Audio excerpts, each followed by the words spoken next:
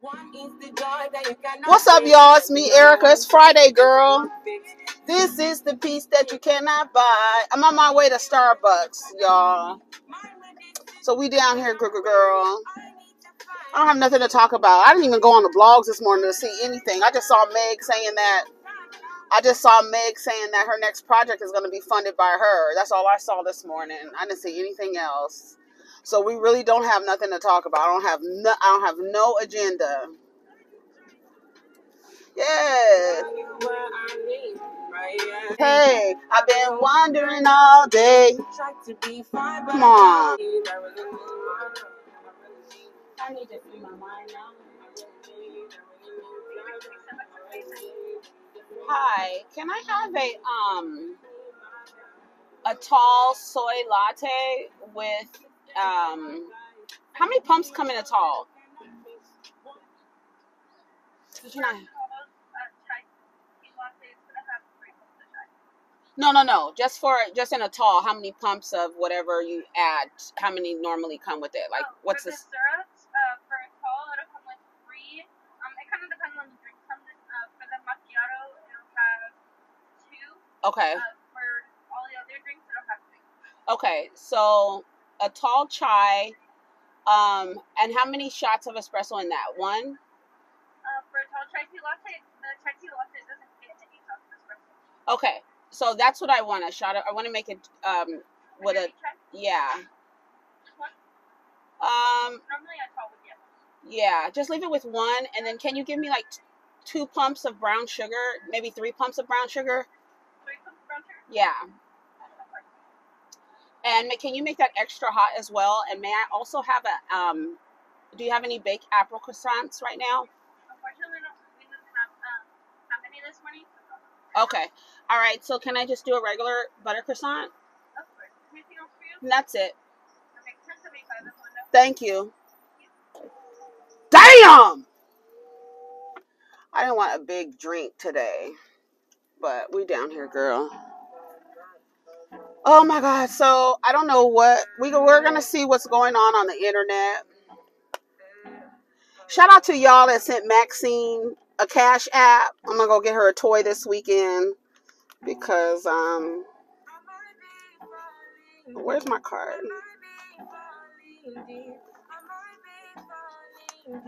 I'll be falling, girl.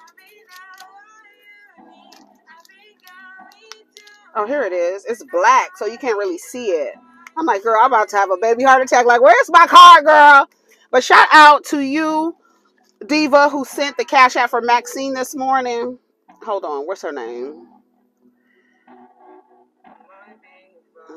Mimi. Shout out to Mimi and Noreen yesterday for the Cash Apps.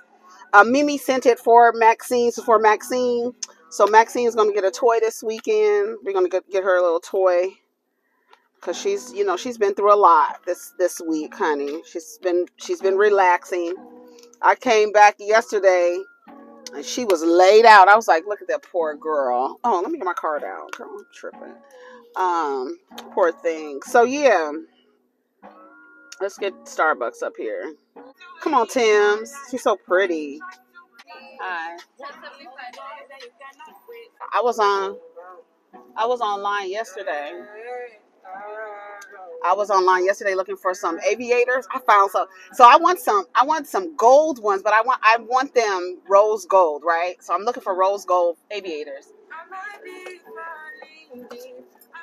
And I saw some gunmetal ones. I was like, girl, you need to get these. But then they have the other ones that kind of have you seen that like rainbow iridescent type of like pattern? I don't know, metal. It's like rainbow iridescent. They make like a lot of piercings.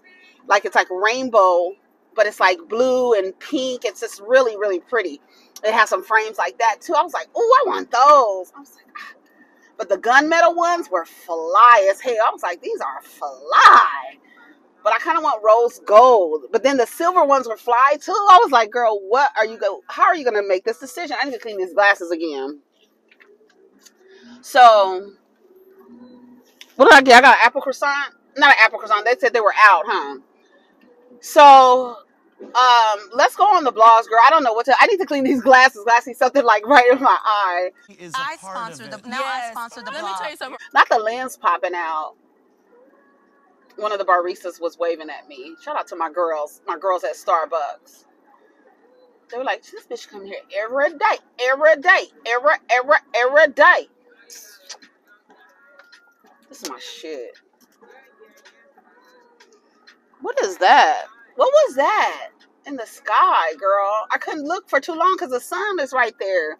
But girl, I don't have anything to talk about. I don't have nothing on my mind. Like I need to get off my chest or nothing. I'm like, I just need to clean these damn glasses.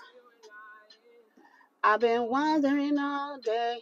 Where is it? Oh, it's on this side. That shit popped out. It's like, Erica, get some glasses. These glasses this is an old prescription. I just been wanting to wear them because they fly as hell, and I haven't worn them in a long time. I wear them at home mostly. I just put them on, like I put, to throw them on. I want to get to a point where I have my glasses on a chain around, in like, my aunt. Shout out to Ernestine. She always has her glasses on like a thing. Like she keeps her glasses around her neck so she could just put them on. But yeah, we down here, girl. I really need to free my mind now. Let's see what we can talk about. There's a mama and daddy's, the beast. That's their car. They're in my parking space. I need to ram up behind them and just ram their car down the hill right here. Cause you in my parking space, bitch. Where they at? I'm gonna ram it. What if I was just like really crazy about like a parking space for real? Like, what would y'all think? Would y'all think I was crazy if I was like, this is my motherfucking parking space, and I really got mad for real and I really rammed the back of that lady's car?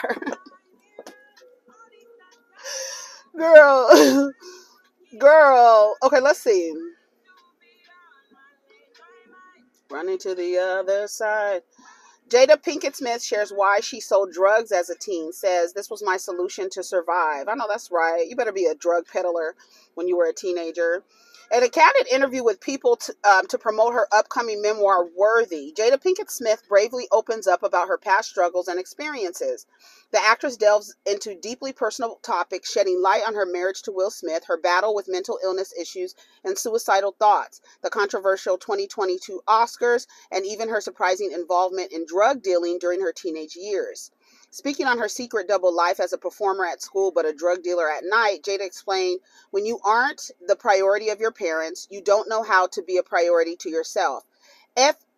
She says, I had parents who were addicted to drugs.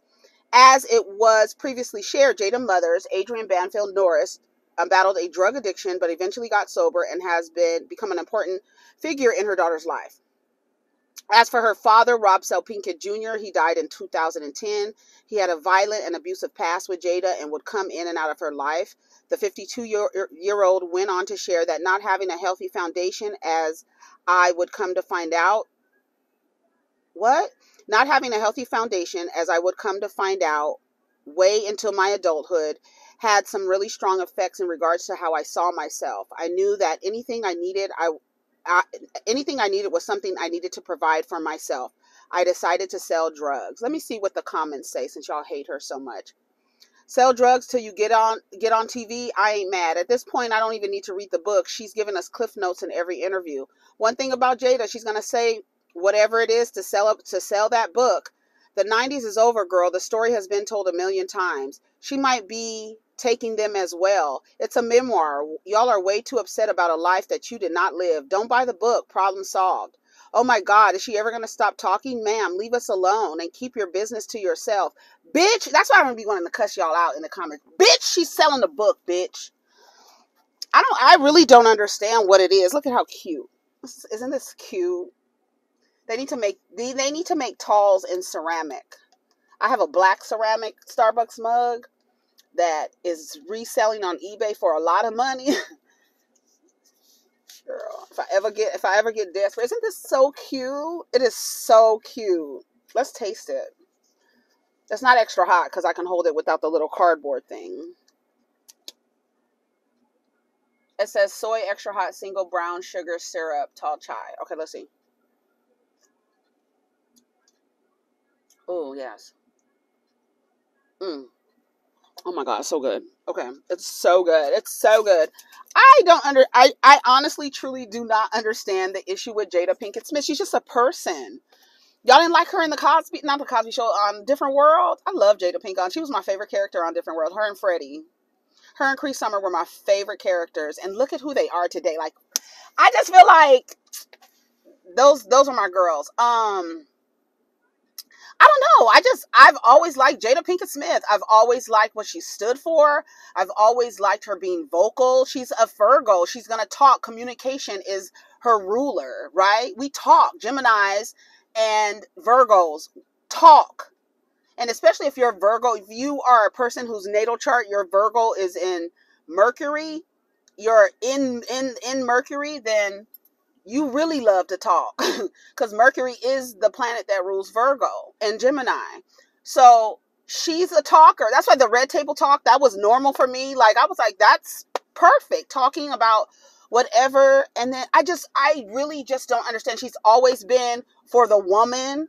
You know, according to some reports, she did not want to get married. A lot of Virgos either. I find a spectrum of Virgos where there's like some that are just like on this, like the side of like mother, you know, nurturer, want to be married, want to take care of somebody. And then on the other side, it's like, I could be with you, or we could be partners, but I don't want to be married to you. I don't want to connect myself to you that way. We can hang out, but all that other stuff, no, that's too much. It's too much. I remember being like that in a relationship and like telling the guy, like, okay, we could be cool, we could go out, we could do the thing. I just don't want a relationship. And some men don't understand when a woman doesn't want, they expect the woman to want a relationship. So when the woman comes back and be like, I don't want a relationship, but we can hang out and da da da, they're like, no, that can't be true. They don't believe it. They really don't believe it. And it's like, you really don't want to be with me like that? Yeah, I mean, we could be together, but I mean, we can hang out, but I don't want to be in no relationship with you. He was like, okay, he really didn't believe it. He really didn't believe it. And he always was like, I don't know, he just didn't believe that I did not want to be in a relationship. I don't. It's not my thing. I like being by myself. I really do. I like being by myself. I like having my own space. I love it. Another celebrity trying to seem relatable. Y'all be thinking celebrities are like not human or something. I don't know what it is. Let's try this butter croissant. Ooh, it's huge. Oh my God, it's so big. Look how big it is. Somebody said the middle of the croissant is like when you get the crab meat out of the crab leg. Yes. She pulled it out the middle, because the middle be so fluffy and flaky. Whoever was the person to first make a croissant, shout out to you. Like, there's a plain old.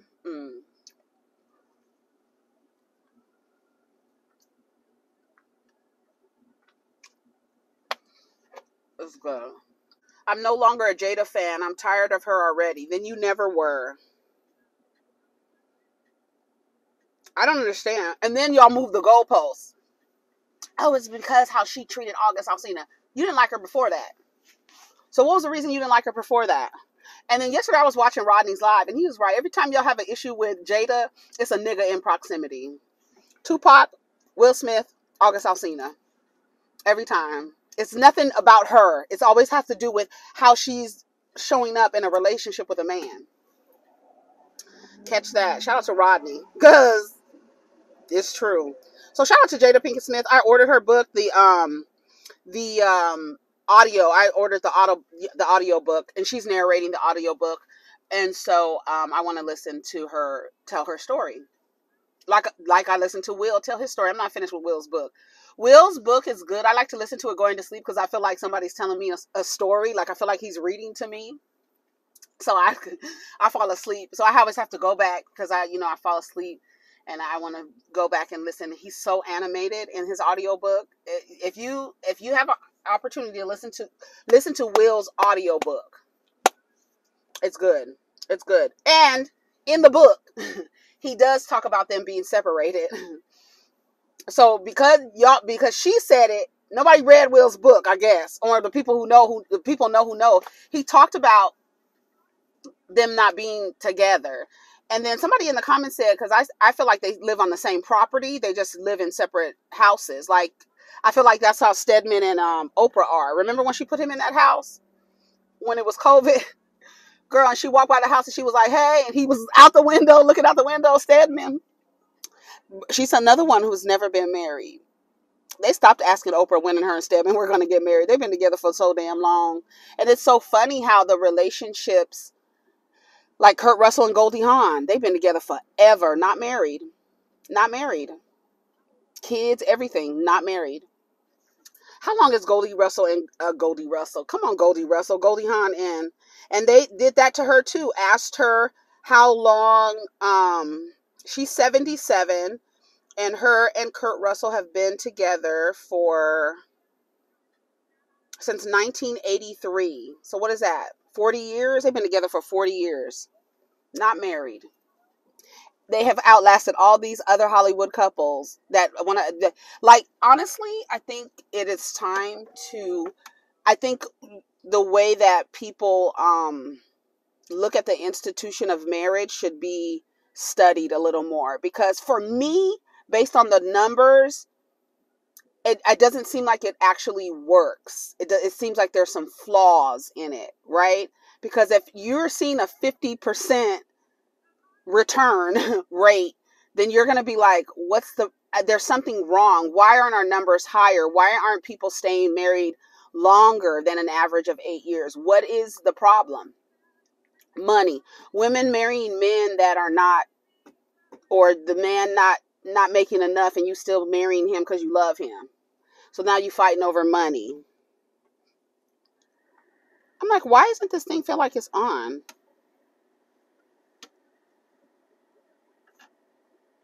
Oh, because it's on my feet. I'm like, why isn't it? I was like, why isn't it blowing through the vents? I think there's something that needs to be said about the institution of marriage and the way that it's set up in a patriarchy, and how it's not beneficial for women, for a lot of women. I mean, if you want to get married, do it. Get the mug, girl. But just know that it's not, like, you should not, first of all, the way they market marriage, that it's something that lasts forever, that's wrong, right? So if you want to get married, but understand that there's a term. Like, it's not going to last forever. And it depends. I mean, like, you look at the divorce rates, and it's crazy. It's crazy. It is. Okay, so let's go back to the blogs, girl. Let's go to the Jasmine brand. I always like to do the ladies first. The Jasmine brand. I've been wondering all day. Keke Palmer and Leo just activated baby fever. Not really. Jada Pinkett reveals what Chris Rock said to her off stage after Will's slap. Let's hear. Did that eye roll, not so much for me. And I think this is really important. But the fact that there could be a jab at alopecia. Will then went on a profane tirade warning Chris not to mention his wife's name. Jada couldn't believe what she was hearing. What is going on? Now, first of all, I'm really shocked because, mind you, I'm not there. We haven't called each other husband and wife in a long time. I'm like, what is going on right now? My wife's name out of your mouth, right? And I'm like, but now I'm really worried for Will because I don't know what's going on. What viewers did not see at the time, while Oscar clips were being shown, was Chris Rock leaning over the stage to talk to Jada. And Chris looks to me and he says, Jada, I meant no harm. Now, I'm just out of it because I'm really worried about Will. What's Will doing? He's just sitting there? And Will's still talking. He's like, because now he's mad because Chris is talking to me. And I go, Chris, this is about some old That's all I could think to say, right? And I couldn't really take in his apology. How unusual for Will, a guy who, I mean, on that kind of stage, to do something so insane. Absolutely. It's totally It's out of not character. him whatsoever. In Will's book, he talks about the way his father treated his mother and how he wasn't able to protect her. And I honestly feel that that was his moment to protect a woman who was being mistreated by a man. And that was his opportunity. He's always been very insecure about not being able to protect his mother when his father was so violent to her. So that might have triggered him, like, okay, I have an opportunity to protect a woman, and this person is my life partner. So I'm going to do it now. I'm going to do it now. I need to know what Will was thinking. I really do need to know what he was thinking. I know he's talked about it very, very little, but I really need to know, like, what were you thinking? And then for her to be like, we haven't called each other husband and wife in a long time. And for him to be like, keep my wife's name out your fucking mouth. What did he say? He didn't say fucking mouth. He just said, keep my wife's name out your mouth. Did he say fucking mouth? I don't remember. But I think maybe that was like Will's opportunity to like protect his life partner. I guess. I don't know. We will never know until we hear him say what it has to. What? Okay, no Coco Jones. Okay. Okay, let's see. Has Atlanta's reputation declined due to glorifying destruction? Let's hear what Kenny Burns. Shout out to Ken Burns. I denounce all street Okay. Okay, here we go. These niggas ain't hustlers no more. They thieves. They scammers. They standing on like that ain't cold. You know what I'm talking about? Like, I denounce all street I was involved with. I've been locked up. I done been a part of case. Like, I done been involved in it all. But we glorifying to the point of destruction. And that's what the most disturbing thing about Atlanta is for me, because this still is the blackest, most beautiful city in the world for opportunity. I mean, LA and New York used to be the big city of business. Atlanta is that. And we don't even slow down. And the real problem is people accepting the bullshit from us. That's the real. I wish I had my button like this. Because it's horrible the way people represent themselves, let alone our city. Unbelievable. You become millionaires, you know better, you do better. You don't stand on the bullshit. The bullshit has gotten everybody where they at right now. Thanks. This is what I say about Atlanta. I lived in Atlanta for 7 years. This is what I have to say about Atlanta. There's a mix. I'm gonna just speak plainly. Black people love to be show-offs, right? Especially coming from, the history of this country. When black people get their hands on money, some of them need to show you that they have access to a little bit of money. So in Atlanta as well, you also have older black wealth, right? Black money. So you have a mixture of niggas posing like they have it and people who really have it. And those worlds are colliding. That's why it's like destruction. You see how they said Buckhead, Phipps, all of them, it's always shootings up there and stuff like that, because these niggas who have access to money, they need to show they have money. They're still violent, scamming, credit card scams, all the stuff that he said that they're doing. And it's mixing in with the people who are making honest livings, who have old wealth, old black wealth in Atlanta. And that to me is my theory of why it's so the way it is. And then you have those people mixing in with that.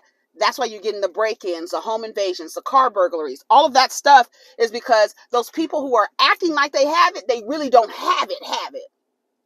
They're just showing off. You know what I mean? Because that's part of the flamboyancy, is part of black culture, is to show that I got it. I finally got it. We've lived this life in this country, and my ancestors and all the other things, and now I have it. I have my hands on some money. And then you have the posers and the scammers and all of the things.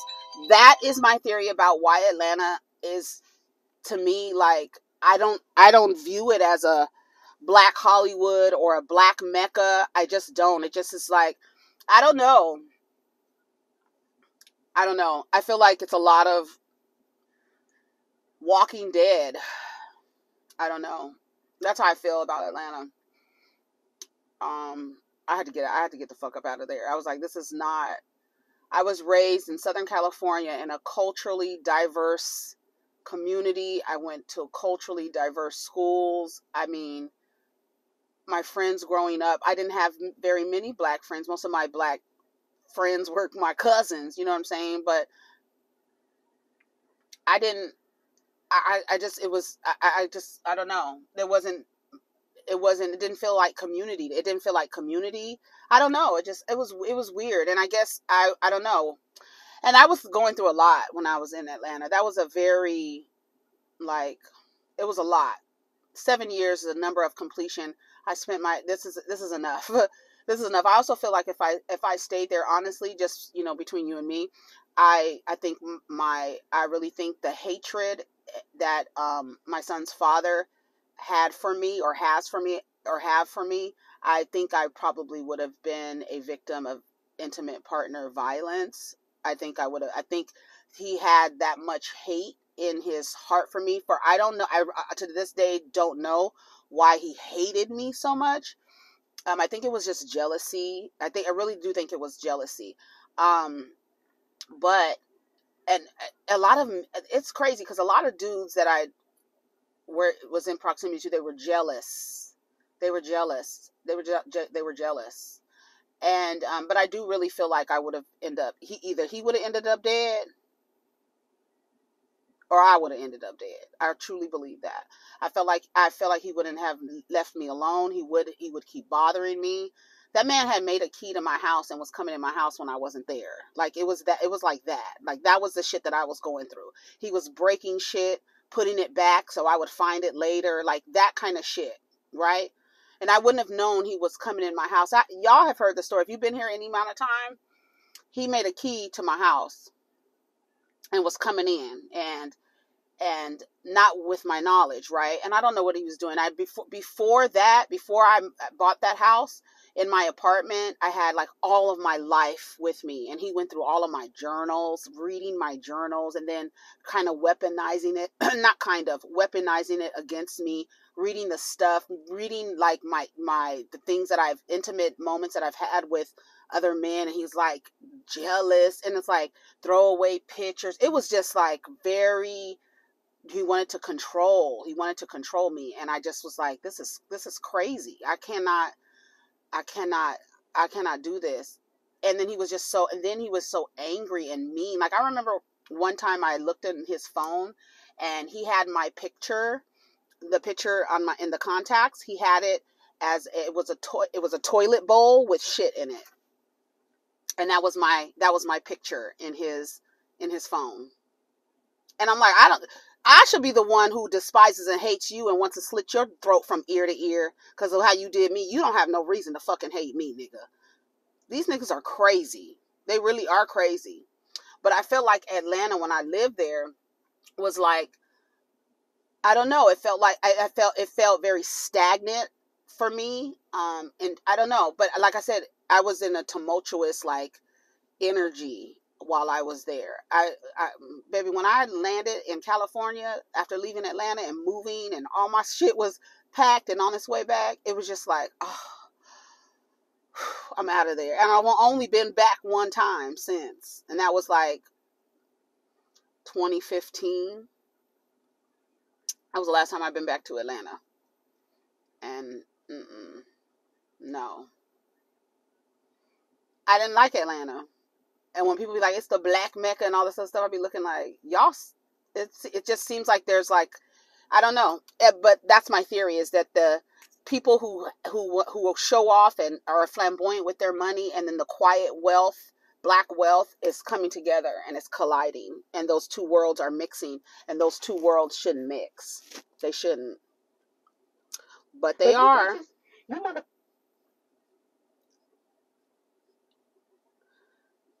Why are you smoking cigarettes? I would rather her be smoking like a herb, you don't have to smoke weed. There are other herbs that you can smoke and that will relax you and stuff. Chamomile, lavender, all of those things you could grind up and put it in a damn paper and roll it up. Rosebuds. Make sure that's all organic though. But you don't have to be smoking cigarettes, Cardi. That's stupid as hell. And you don't even need to be as loud as you are trying to defend smoking cigarettes. Girl, let's see what she got to say. But you bitches, you motherfuckers judging me because I seen. You motherfuckers is out here drinking NyQuil mixed with the fucking Benadryl. Y'all popping fucking. Y'all not even getting the right motherfucking perks. Y'all here motherfucking popping pills, bitch. Full of motherfucking fentanyl, bitch. And let me talk about you bitches. You bitches went from popping perks to motherfucking popping Xannies and shit. You bitches out here walking around with fucking sleepy pussy. And you out here that a bitch that be fucking stressed the fuck out, smoke a little cigarette. You need a fuck. I would rather her smoke some herbs than a cigarette. Cause girl, that's not good, Cardi. That is not good, Cardi. Little Yachty's new smile. Oh, he has some. Yeah, I wanted. Are those permanent? Is that Little Yachty? That's Little Yachty. That don't even look like him. He lost weight. Oh, so he's getting 2 implanted teeth that are gold. Okay. Hopefully it works with your body. Jeannie Mai is taking her divorce from Jeezy day by day. Sometimes you need to take a break and disconnect to heal. Jeannie Mai is taking her divorce with Jeezy day by day. She sat down with Entertainment Tonight on Thursday, where she appeared all smiles, sharing that work was also helping her keep her mind off her relationship ending. This was mere hours after she shared a message on healing on Instagram in her first post of the month. Let's send sis some words of encouragement. If you've gone through a breakup or divorce, how were you able to move on? So some people say, I couldn't be famous. You not going to ask me every time you see me, right? I always say God has a plan. Jeannie didn't even want children, and look at her now, enjoying mommyhood, drawing strength from her daughter. You know, why are you drawing strength from a child? Girl, that's sick. You know, maybe that was Jeezy's purpose in her life, and that purpose is now fulfilled. I could see that. Some people come in your life just to bring the children into your life. Don't draw strength from your kids. Damn. Can they live? Shit, don't draw strength from me. Maybe draw strength from the fact that you have somebody that's dependent on you for their survival. Maybe that's what makes you strong and move forward. I know that has for me. You got to make sure these kids are straight. You got to make sure they're right. Give them as much as the tools that you can give them as much as you can. Be their guidance. That parent role, a lot of y'all take it to heart and you kind of parent from like a hierarchical standpoint where it should be very much like you're training. Like, I don't know. I just feel like it's a different thing. Like you're training them. You're giving them the tools that they need to survive on your own. I always think of a video game in my head because I feel like all of this is just a video game. It's all a simulation. And I feel like it's funny. Even when I clean up, I'll be like, I'm getting points. I'm getting points for like cleaning up and straighten up. Like if I want to leave like a spoon, after you stir something, you leave the spoon on the counter. I'd be like, if I put the spoon away, it's probably 100 points if I actually put the spoon in the dishwasher. But for me, when you're raising children, I feel like while like they're walking around and you're teaching them things, teaching them how to cook, teaching them how to clean, teaching them how to drive, you're their teacher. I remember my son was so little and he was like, you're my first teacher. He was little. I think he was like 4 when he said that. And I was like, for real, like he's right. You're my first teacher. You're my teacher. Parent is the label that society has given your role, but you're like literally a teacher. You're teaching them. Shout out to the kids. NBA star Damian Lillard's estranged wife wants sole custody of their 3 children, says she's responsible for their care since birth. Shocker. Most women are the primary caregiver of their children.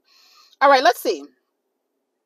Wendy Williams' ex-husband forced to sell his Florida home amid ongoing financial struggles. I don't mean to laugh because I don't want people to go to financial struggles, but that's what you get, nigga. Shit. You was extracting resources and extracting money from Wendy. As long as Wendy worked, Kevin was good up there living in effective patriarchy, having women work for you. I keep forgetting my book because I've been wanting to read you excerpts of this book, The Cosmic Mother. Girl. If y'all even got that is when we talk about tools for survival and tools for your journey, that book is a tool for your journey. If you are a woman, even a man needs to read this book so you could understand that it's all a lie. It's all a lie, guys. It's all a lie.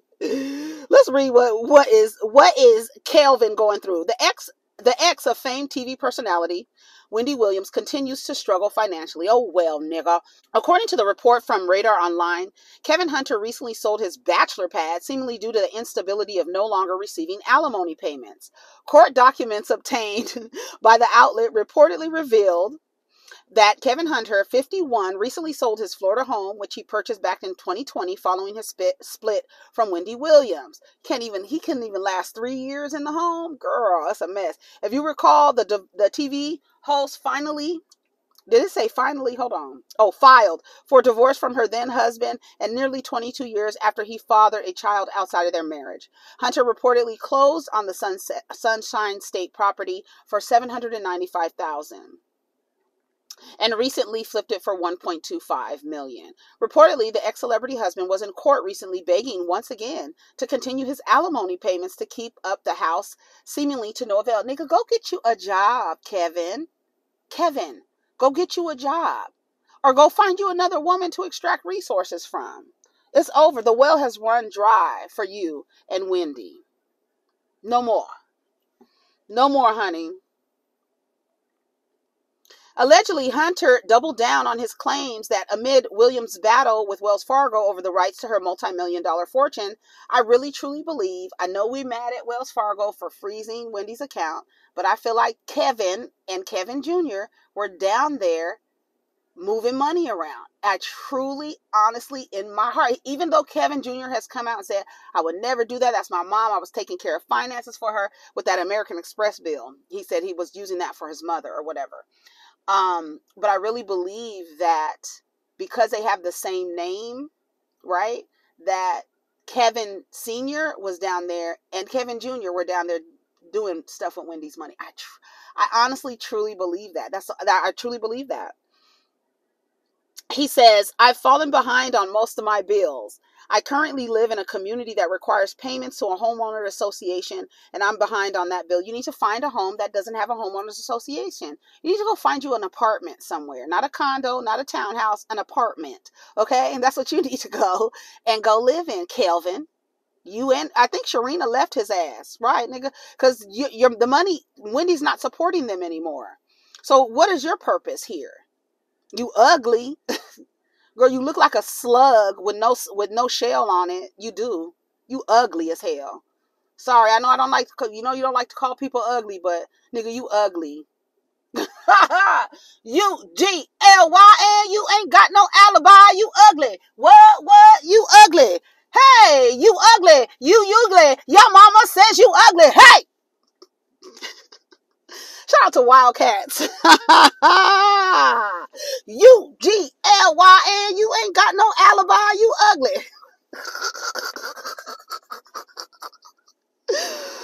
Baby, shout out to Wildcats. Wildcats is that movie, girl. Sunday in the snow, referees whistle blow. That's why we're here to play football. Yeah, that was LL Cool J. Goldie Hawn, Wesley Snipes, Woody Harrelson. Everybody was in that movie. Wesley Snipes and Woody Harrelson, and they were so young. LL Cool J so young. Goldie Hawn, she was the coach. That movie is so good. Y'all, I need to watch Wildcats this weekend. Wildcats was good. Let them see the kids, you worm. Right. Let her have the kids, you worm. Right. Shout out to Wildcats. Fuck Kevin, ugly ass motherfucker. Go find you a fucking job, nigga, and stop trying to mooch off of women. Let's read about another raggedy ass, swashbuckling ass, buckles clinking down the hallway ass nickel.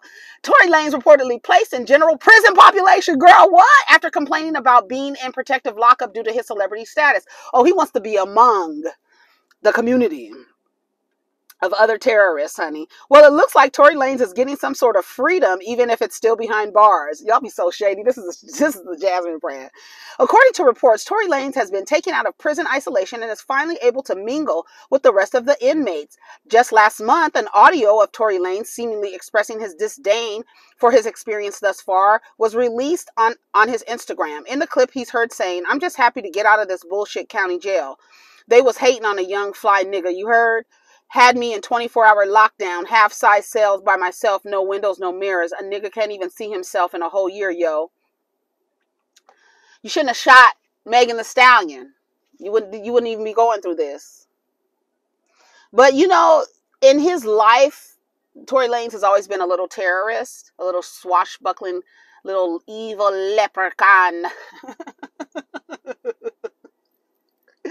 Girl, he's always been a menace to society. He's literally a menace to society. He is. He's a threat to every community he occupies. I want him to do what he's done. I want him to do the same thing he does online. I want him to do it in jail.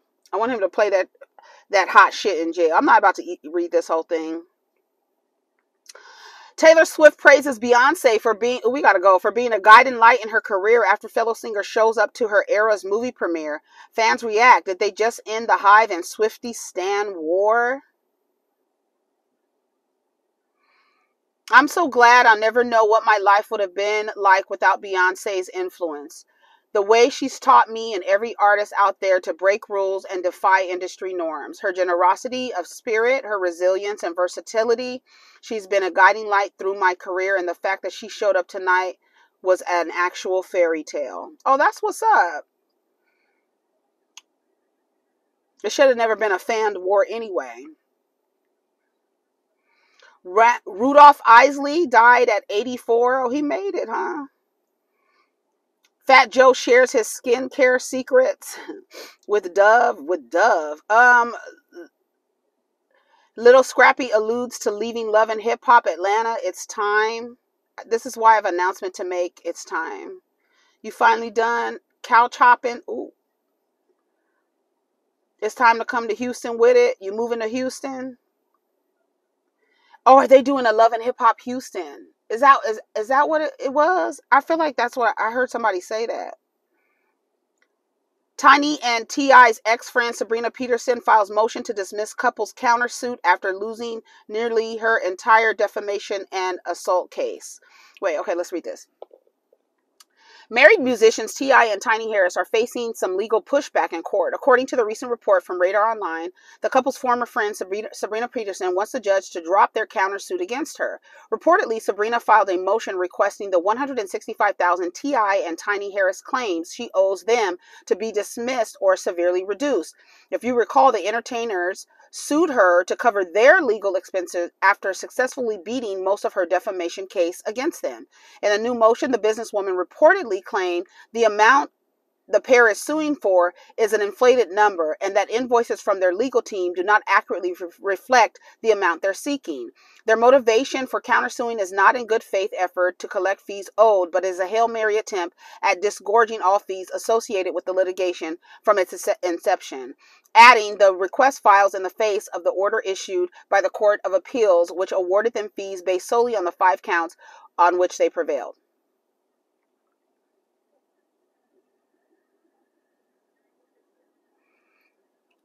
Additionally, Peterson claimed that the rapper put a hit out on her, and he and his wife, Tiny, subsequently went on to try to discredit the claims in the media. I want to know what's going on with them and those girls, the lawsuits with those girls. Yeah, Tamra told Andy to, I think I sat down at a table and I said, you hanging out? Tamra told Andy to shut the fuck up. Listen. Joking. By the way, you had said terrible things about everyone that was still on the show when you weren't on the show. We're not talking about that. So okay, but I mean, it's a double standard. Okay, no. Why are you trying to throw a wrench in it? Well, because I'm just pointing out that you were calling them losers. Right, and because she said it, it's like, okay. No. Okay, then be quiet. And I don't know why y'all don't think that the black girls couldn't tell Andy to be quiet. Where did that come? What kind of shit is that? What kind of shit is that? I think Nene done told Andy to be quiet and to settle down or to watch what he says. I think she done told him plenty of times. Girl, what are y'all talking about? If it was a black girls, they wouldn't have been able to get away with that. Where do y'all get that from? Where do y'all get that from? I don't know. Miss Carla, how are you? How you doing? Good. It's me and Jasmine. And remember, this is a no judgment zone, so we're ready to hear your secret. Yes. All right. Well, the thing about it is, the secret that I want to say though, I want to be anonymous. I want to. Yeah, now we hear you. You said you don't want to be anonymous? No, I don't want to be anonymous. But I want to. I'm gonna tell her at the same time I'm telling y'all. Is she there? Okay. There's a girl with. Okay, we're gonna come back. We're gonna come back.